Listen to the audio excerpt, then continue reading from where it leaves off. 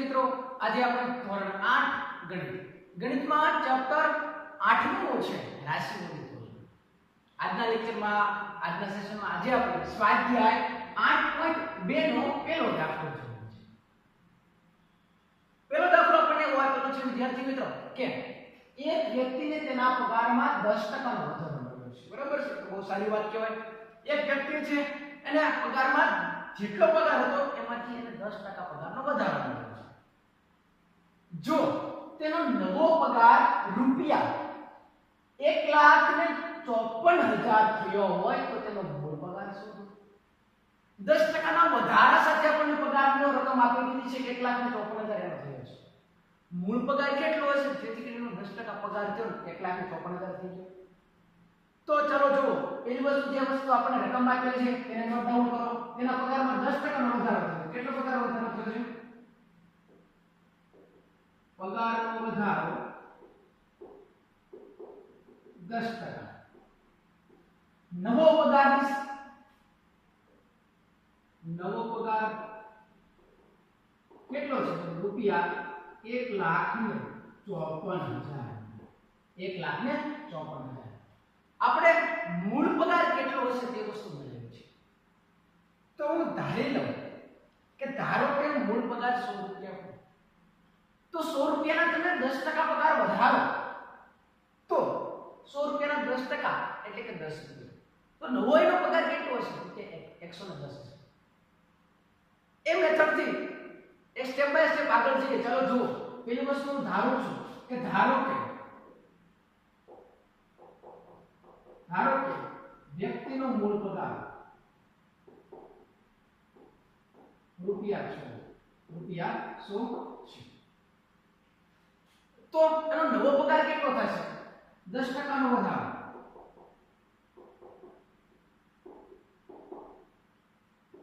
તો નવો પગાર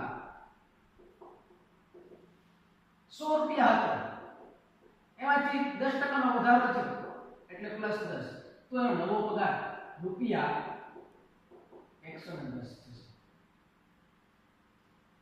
જ્યારે 110 રૂપિયા હોય ત્યારે 10% નો વધારો થશે. 110 રૂપિયા પગાર એટલે કે 10% નો વધારો. મૂળ એની રકમ કેટલી હતી? 100 રૂપિયા.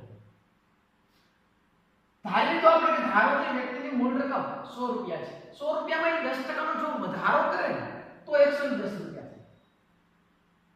આપણે તો 1,54,000 જેનો વધારો થયો છે એટલે કે 10% નો જે વધારો થયો છે તેમાં મૂળ સંખ્યા મળે છે. તો ત્રિરાશિ મૂકીને જોઈએ. ચલો, રૂપિયા 110 નવો પગાર તો મૂળ પગાર કેટલો? મૂળ પગાર રૂપિયા 100. જો રૂપિયા 110 નવો પગાર હોય તો એનો મૂળ પગાર 100 રૂપિયા થાય છે. તો રૂપિયા 1,54,000 નવો પગાર છે તો તેનો મૂળ પગાર કેટલો થાય? બરાબર, 83 મૂકો. 110 રૂપિયા નવો પગાર છે તો એનો મૂળ પગાર 100 રૂપિયા થાય. તો 1,54,000 જો નવો પગાર હોય તો મૂળ રકમ કેટલી થાય? ચલો ક્રોસ ગુણાકાર 1,54,000 એને મલ્ટીપ્લિકેશન 100 કરશો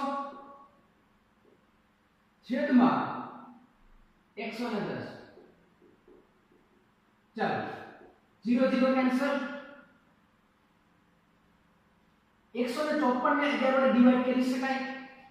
11 વડે ભાગો. ચાલો 11 1 11 કેટલા વધશે?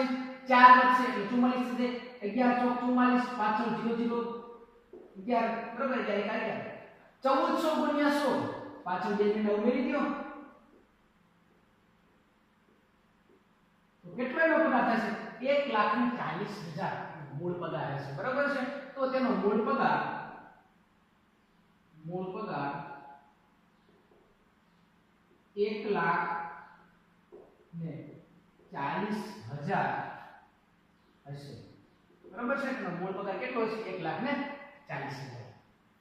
ચલો જો એના પછીનો બીજો દાખલો આપણને એવો આપેલો છે કે રવિવારે 845 લોકોએ પ્રાણી સંગ્રહાલયની મુલાકાત લીધી. રવિવારના દિવસે બરાબર રજાનો માહોલ છે એટલા માટે એને લોકો 845 જે છે એ પ્રાણી સંગ્રહાલયની મુલાકાત લે છે.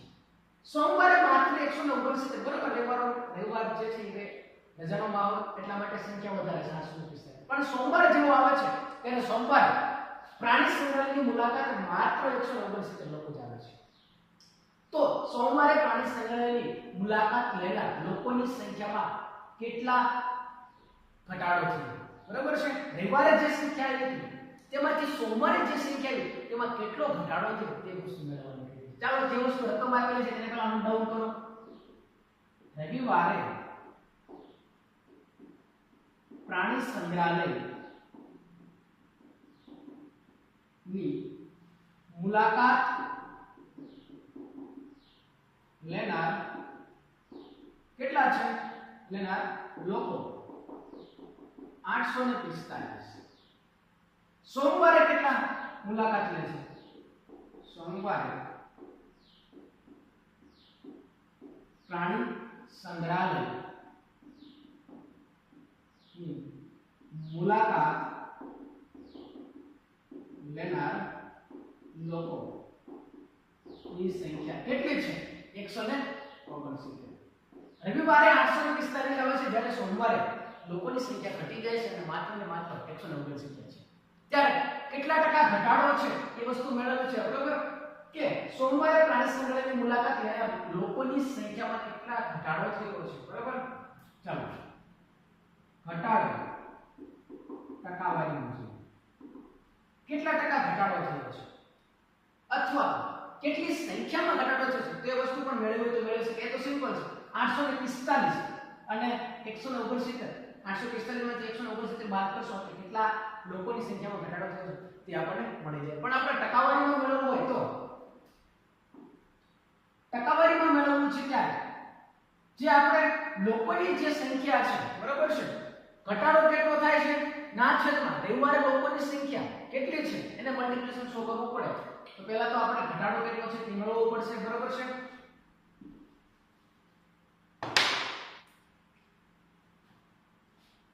લોકોની સંખ્યામાં ઘટાડો લોકોની સંખ્યામાં ઘટાડો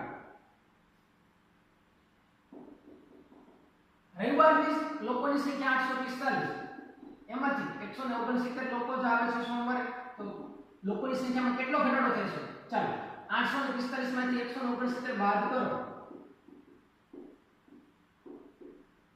3 15 માંથી 9 બાદ કરો 6 3 માંથી 6 બાદ નહીં થાય 7 લઈ લો 13 માંથી 6 ને બાદ કરો 7 7 માંથી 1 ને બાદ કરો 6 670 આવશે. બરાબર 676. તો આટલો ઘટાડો જોવા મળ્યો છે રવિવારે અને સોમવારની સંખ્યામાં 676. બરાબર આટલો ઘટાડો આપણને જોવા મળ્યો છે. તો એને આપણે ટકાવારીમાં લખવો હોય ઘટાડો ટકાવારીમાં તો ઘટાડો ના છેદમાં રવિવાર ની સંખ્યા એને મલ્ટીપ્લિકેશન 100. ઘટાડો કેટલો છે? 676 ના છેદમાં રવિવારની સંખ્યા કેટલી છે? 845 એને મલ્ટીપ્લિકેશન 100 કરો. 5 ને ડિવાઇડ કરી શકાય. 5 * 5 3 નીચે વધશે એટલે 34 થશે. બરાબર 6 × 5 = 30. હજુ 4 વધશે. 4 વધશે ત્યારે કેટલા થશે? તો કે 45 થઈ જશે. 45 5 * 9 = 45 169. આને તમે 5 વડે ડિવાઇડ કરશો 20 × 5 ચાલો 169 એને 13 વડે ડિવાઇડ કરી શકાય. 676 ને 13 વડે ડિવાઇડ કરી શકાય. ચાલો જોવો છો 13 વડે ડિવાઇડ કરશો 13 × 5 = 65 67 માંથી 65 બાદ કરશો એટલે 2 6 13 × 26 0 0 13 વડે ડિવાઈડ કરશો એટલે કેટલા મળશે? તો કે 52 મળશે, બરાબર? આ 169 ને 13 વડે ડિવાઈડ કરો તો 13 * 13 169, 13 નો વર્ગ 169, એટલા માટે 13 આવશે. 676 ને તમે 13 વડે ડિવાઈડ કરશો એટલે 52. હજુ ભાગ હાલશે. 13 ચોક 52. 20 * 4 કરો 80%. કેટલા ટકા ઘટાડો થયો? તો 80% નો ઘટાડો થયો. રવિવાર અને સોમવારની વચ્ચે જે સંખ્યામાં જે ઘટાડો થયેલો છે તે 80% લોકોનો ઘટાડો થયેલો છે, બરાબર? તો લખવાનું સોમવારે પ્રાણી સંગ્રહાલયની મુલાકાત લેનાર લોકોની સંખ્યામાં